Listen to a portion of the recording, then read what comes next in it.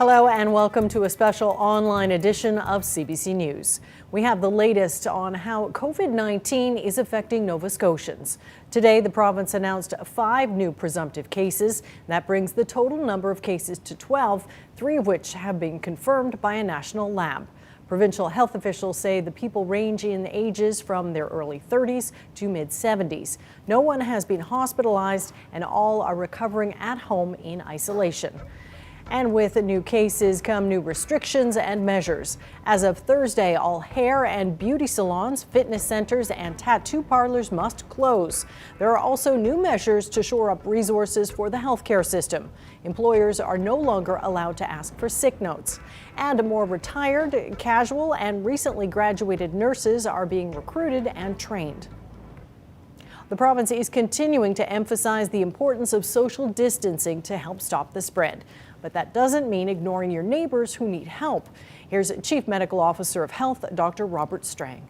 So all of us need to be social distancing. Doesn't matter where we've traveled. We need it. Now is the time for us to, we call it social distancing, but really it is physical distancing. How do we actually physically get away from each other, so reducing the chance of the virus being transmitted? So that means things like, for as much as possible, working from home. It's why we're closing down so many things we're closing down, so we're minimizing the chance of groups of people getting together and spreading the virus. So that's something we all need to do, is that physical distancing.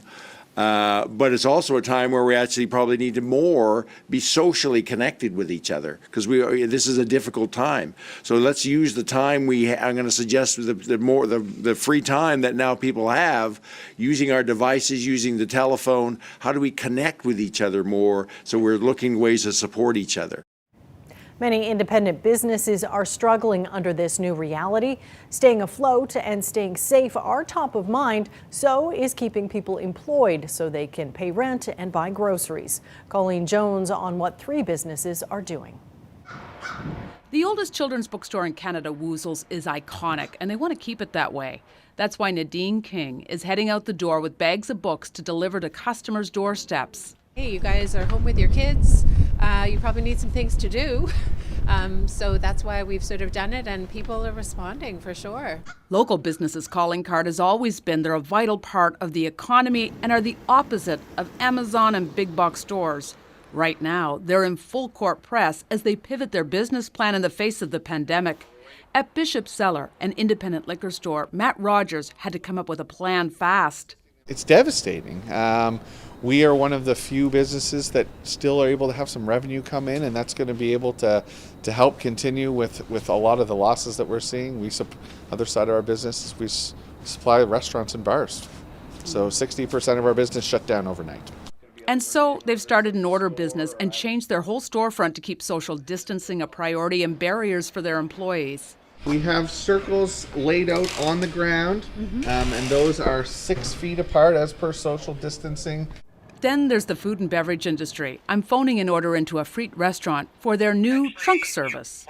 Prepaid, pre-order, and when you come up to the door in your car or on the sidewalk in your car, you just pop your trunk, and we pop the food in there. In the trunk? In the trunk, please.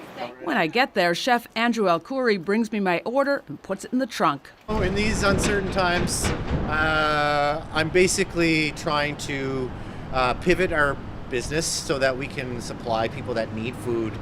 Desperate measures for these desperate times. Colleen Jones, CBC News, Halifax. Veterinary clinics are taking steps to try to reduce the spread of COVID-19, but one hospital is taking a particularly cautious approach. Allie Thompson has that story. The doors are locked at Cobequid Animal Hospital in Lower Sackville. That's because only staff and pets are allowed into the building. It's part of the clinic's efforts to reduce the spread of COVID-19. Clients with appointments are being asked to call from the parking lot, and a staff member dressed in protective gear will come out and bring their pet into the clinic. The appointment then takes place by phone.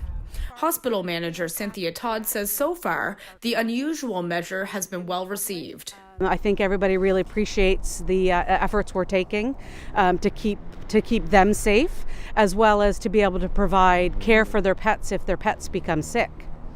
which is our main goal, right? Is to remain open so we can care for the pets that need it. Cobequid has also opened a drive-through for clients, and there's been a steady stream of cars ever since. What we've done is requested that clients make requests for prescriptions, food, any over-the-counter products, refills of medications over the phone, and then be able to pick up those requests or those orders through the window, which minimizes contact, really just of group gatherings and reception, preventing lineups from happening at the reception desk. Cynthia Todd says the measures are about lessening the load on the healthcare system in a time of crisis. We want to make a big impact, and we want to be able to remain open. Allie Thompson, CBC News, Halifax. Some farmers and seafood manufacturers in Nova Scotia have major concerns about a shortage of workers due to the travel restrictions in place. Seasonal foreign workers are used on many farms and in fish plants, but right now they can't come to Nova Scotia. The CBC's Paul Palmeter caught up with one farmer today, is hoping something can be done soon to allow Jamaican workers to come to the Annapolis Valley.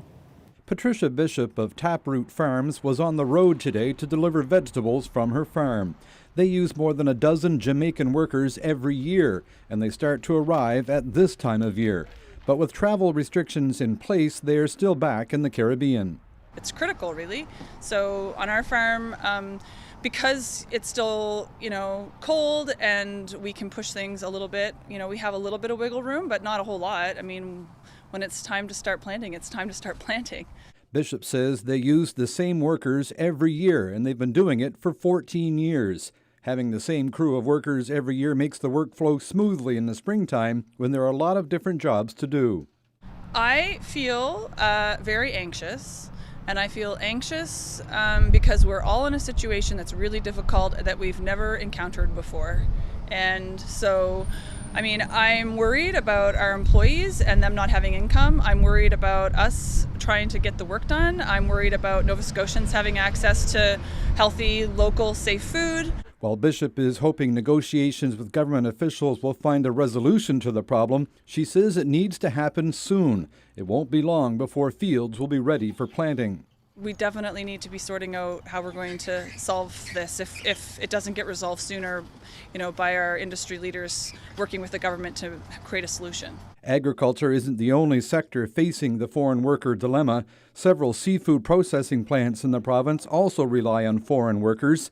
In an email response to the issue, the federal government says they have formed a joint emergency response committee to help deal with issues as they arise from the COVID-19 outbreak.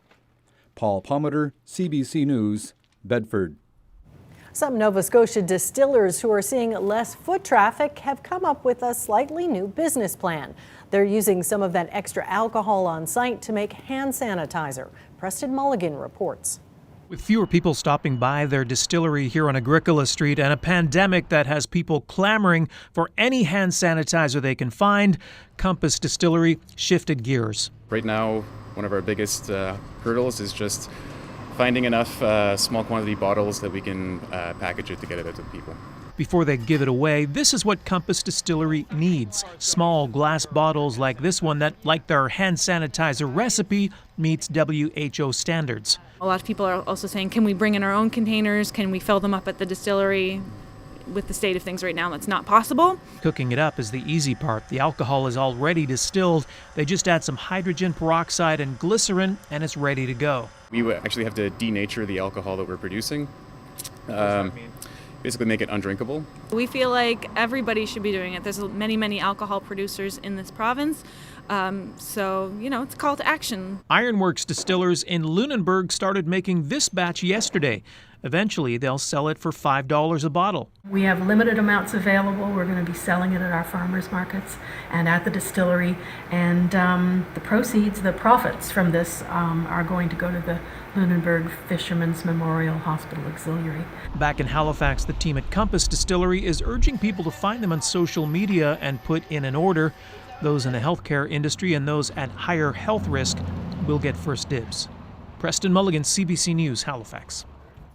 And that is it for us for now. As always, you can find the latest news on our website at cbc.ca/ns and on the CBC News app.